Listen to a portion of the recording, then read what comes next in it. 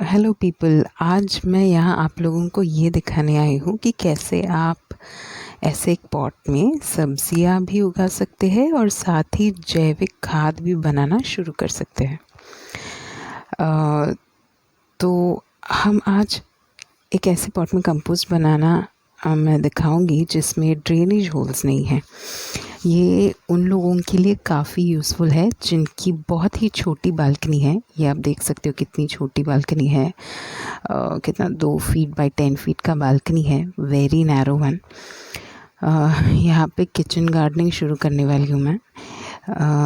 ये मेरे पास एक पुराना टब है जो मेरा बेबी जब छोटा था तो उसे बहुत मज़ा आता था इसमें खेलने में। So just love to play in this, पानी भर के इसमें छप छप करना। तो अब हम इसे रिपर्पस करने वाले हैं एज अ प्लांटर। मैंने ऑलरेडी इसमें एक बार कंपोस्ट बना लिया था और तैयार हुआ था, तो अब उसे खाली कर दिया है। तो अभी इसमें वापस शुरू करने वाली हूँ। तो देखते हैं कि इसमें क्या क्या लगेगा। दूसरी चीज़ ये कि ये बहुत ही बड़ा प्लांटर है सर्कमफ्रेंस वाइज। सो हम लोग इसमें डायरेक्टली ढेर सारा पॉटिंग मिक्स भर के गार्डनिंग नहीं करने वाले हैं।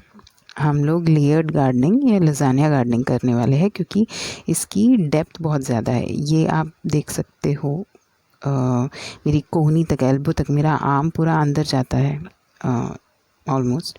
तो इतने बड़े पॉट को फिल करने के लिए ढेर सारा सॉइल, कोकोपीट, कंपोस्ट, इन सब की ज़रूरत पड़ेगी। मैं बहुत ही फ्रूगल गार्डनिंग फॉलो करती हूँ, यानी कि कम से कम खर्च में ज़्यादा से ज़्यादा आउटपुट, क्योंकि गार्डनिंग करना इकोनॉमिकल भी होना चाहिए, है ना। बहुत ज़्यादा फर्टिलाइज़र वगैरह नहीं यूज़ करना पड़ता है लजानिया गार्डनिंग में। और हमारे घर का किचन वेस्ट जो निकलता है वो भी रिसाइकल हो जाता है कचरे में जाके और पोल्यूशन नहीं बढ़ाता। और घर का गीला कचरा घर में ही निपटाया जा सकता है। तो ये हमारी एक सोशल रिस्पॉन्सिबिलिटी भी है, तो हम ऐसा ही करेंगे अभी। क्योंकि इसका एक और फ़ायदा ऐसा है कि लजानिया गार्डनिंग में वेटिंग टाइम नहीं है। हमने बस गीला और सूखे कचरे का ऑल्टरनेटिव लेयर्स बनाना है और टॉप लेयर मिट्टी की होनी चाहिए, थोड़ी सी मोटी, और डायरेक्टली प्लांट कर सकते हैं। ओके, तो ये मेरे पास एक सैक है जिसमें मैंने कोको शेल संभाल के रखे थे। अंदर का सारा कोकोनट फ्लैश निकाल कर जो शेल बचता है उसे एक सैक या कंटेनर में संभाल कर रखिए और यूज़ कर सकते हैं पॉट का बेस लाइन करने के लिए। लजानिया गार्डनिंग का ये भी फ़ायदा होता है कि जब तक रूट्स नीचे पहुँचेंगे प्लांट्स के, जब वो बड़े होते हैं तब तक सारा कचरा सड़ के वो पोषण देगा पौधों को। ये देखो हाइट बढ़ जाती है ऐसे शेल्स रखने की वजह से। और अब ये मेरे पास एक टेंडर कोकोनट का शेल भी मैंने बचा के रखा था सुखाकर। इसे मैं ऐसे सेंटर में रख देती हूँ, ये ऐसे। This will also serve as a first brown layer. मेरे पास कुछ कंपोस्टिंग अर्थवर्म्स भी है, रेड ट्रिगलर्स। वो बहुत जल्दी से कंपोस्ट तैयार करने में हेल्प करते हैं। एंड ये कोको शेल्स मदद करते हैं उनकी। कैसे? अगर कभी भी गलती से ज़्यादा पानी हो जाए, स्पेशली बिकॉज़ हमारे इस पॉट में ड्रेनेज होल्स नहीं हैं, तो वो ये शेल्स पर सेफ रहेंगे और पानी में ड्राउन होकर मरेंगे नहीं। अब ये देखिए मेरे पास ढेर सारे कोकोनट शेल्स हैं। अभी ये एक टेंडर कोकोनट का शेल है जो सूख गया था, मैंने बचा के रखा था। इसको प्लांटर जैसे भी यूज़ कर सकते हैं, थोड़ा सा पेंट करके, मिट्टी भर के एक सक्यूलेंट या फिर छोटी सी प्लांट या फर्न लगा सकते हैं इसमें। अच्छा भी लगेगा, but not in the mood, so toss it. अब इन सब को क्रश भी कर सकते हो। ओके, मैं नहीं कर रही क्योंकि ये बहुत मेहनत का काम है।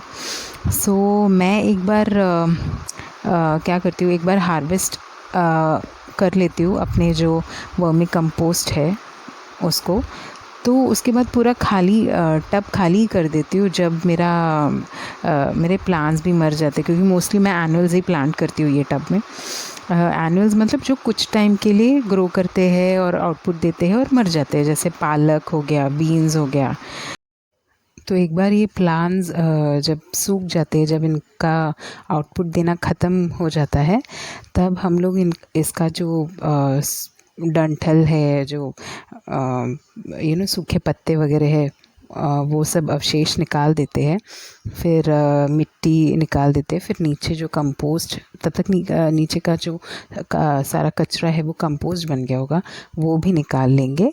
एंड तब आप देखेंगे शेल्स ना पानी में रह रह के एकदम सॉफ्ट हो गया। फिर आप आसानी से इसे क्रश कर सकते हो। इसलिए मैं पहले क्रश नहीं करती हूँ। That's how I do it. अगर आप चाहे तो आप जब ऐसे बेस लगा रहे तब भी आप अच्छे से क्रश करके लगा सकते हो।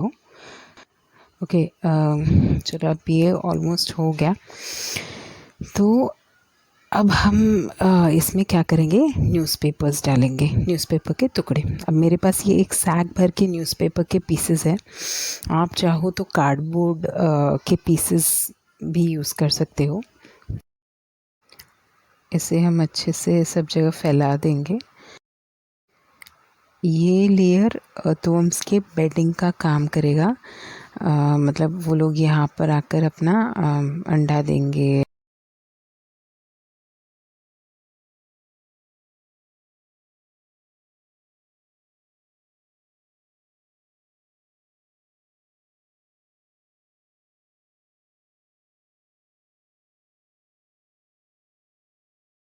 ओके, अब मैं ये पूरा बैग ही यहाँ खाली कर देती हूँ। ये भगवान को चढ़ाया हुआ हार भी है, शायद थोड़ा सा गीला कचरा भी है इसमें। तो ये नॉन डिकम्पोजेबल बिट्स है इसमें कुछ। इसको हम निकाल देंगे, फेंक देंगे, बिकॉज़ वो कंपोस्टेबल नहीं है। सो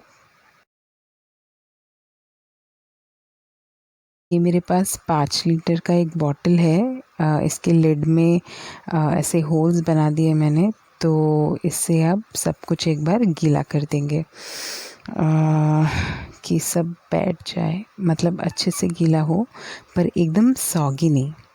ठीक है, ये हमारे वर्मी कंपोस्टिंग अर्थवर्म्स का बेस बन गया अब।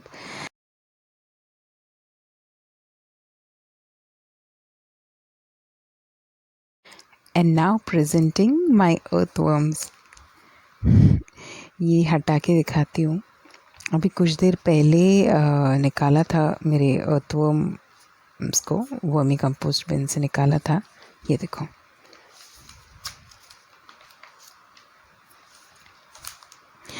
ये रहा मेरा पहला वन। ये दैट्स अ रेड रिगलर। इन्हें ऐसा इसलिए बुलाया जाता है बिकॉज़ इन्हें ज़रा सा टच किया या हिलाया तो बहुत ज़्यादा रिगल करते हैं। ये देखो, apparently this once a little lazy, तो ज़रा भी हिल नहीं रहा है।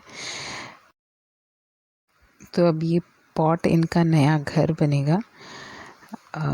here's another one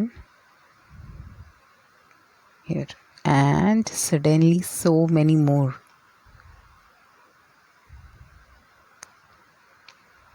देखिए कितने सारे हैं। बहुत लोगों को इन्हें टच करने में बहुत अनईजी फील होता है। I don't feel anything like that. ooh that tickles. So ढेर सारे हैं मेरे पास। I'll just spread them in here. इन्हें अच्छे से फैला देती हूँ, अलग अलग जगहों पे डाल देती हूँ बस। Here they are, a lot of them, all intertwined. बहुत भाईचारा है इनमें, नहीं? Okay, तो all you have to do is pick them up slowly. Don't pull, because they'll split into two and die. Because they are very tender beings. बहुत ही नाजुक होते हैं, बहुत आराम से निकालना होता है उन्हें। कभी भी ज़्यादा खींचना नहीं है। तो थोड़ा यहाँ थोड़ा वहाँ ऐसे फैला देंगे हम। If you feel a lot squiggly feel होता है इन्हें टच करने के बारे में, तो जस्ट वेयर ग्लव्स। मुझे ऐसा कुछ नहीं लगता है। तो हो सकता है कोई आप लोगों में से इन्हें देखकर ऐसे स्क्रीम करें। It's definitely not for the week hearted. अभी ये थोड़ा सा वर्मी कंपोस्ट भी मैं इसमें डाल देती हूँ, मुझे वो नीचे के अर्थवर्म्स नहीं मिल रहे। ओके, अभी ये देखो यहाँ एक बड़ा बंच है। All of them are trying to hide. Okay, they like no no we don't want to leave home and go and I am like come on, अब बड़े हो गए हो, जाना तो पड़ेगा ही दूसरे घर में। They are very good breeders. यहाँ मेरे पास करीब करीब कितने 100 वर्म्स होंगे। आज अब इसे ऐसे ही छोड़ देंगे so that they get some time to get settled. वो अंदर चले जाएंगे and once they go down हम इस पर एक सैक रखेंगे, गनी सैक, जो पोथा जिसको बोलते हैं, उसे कवर करेंगे। कुछ 1-2 दिन के लिए कवर करेंगे और छोड़ देंगे। कवर करना इम्पॉर्टेंट है ताकि मॉइस्चर बनी रहे और फिर बर्ड्स या कोई प्राणी इन्हें खाए नहीं। बर्ड्स को इन्हें खाना बहुत पसंद है क्योंकि ये बहुत प्रोटीन सोर्स होता है उनके लिए। वैसे तो मेरे यहाँ पे इस तरह का जाली है और ग्रीन शेड भी है, तो वैसे तो ज़रूरत है नहीं, बट मैं स्टिल कवर करके रखती हूँ ताकि गलती से अगर कोई बर्ड अंदर घुस गया, एक छोटी सी ओपनिंग है इसमें, तो वहाँ से अगर अंदर घुस गया तो इन्हें खा न ले, और प्लस इन्हें सनलाइट से भी थोड़ा प्रोटेक्शन मिल जाता है। अभी देखो ये यहाँ कितने सारे थे, ये अब सब कुछ रिलोकेट कर रहे हैं अपनी अपनी फेवरेट जगह, जा रहे हैं अंदर की तरफ। और उन्हें रोशनी या धूप बिल्कुल भी पसंद नहीं है और इसी वजह से वो कभी आपके पॉट से बाहर नहीं आएंगे अनलेस बहुत ज़्यादा पानी नहीं डाला हो या फिर आपका वेट वेस्ट या जो कंपोस्ट है वो बहुत सॉगी हो गया हो, बहुत ज़्यादा पानी पानी हो गया हो, तो ही वो बाहर आएंगे। अब ये देखिए, ये जो गन्ना सैक है या पोथा जैसे बोलते हैं, चावल गेहूँ वगैरह जिसमें आता है वो, अगर हम इससे ढक देंगे तो कैसे थोड़ी हवा भी आएगी। वैसे तो ये काफ़ी ब्रीदेबल है, तो हवा आसानी से अंदर बाहर आ जा सकती है।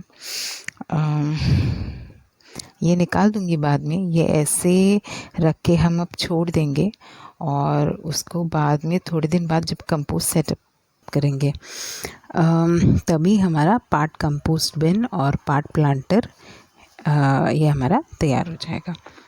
तो ये हमारा फर्स्ट पार्ट का एंडिंग था। Hope you enjoyed this video. इसका पार्ट 2 जल्द ही अपलोड करेंगे। Thank you.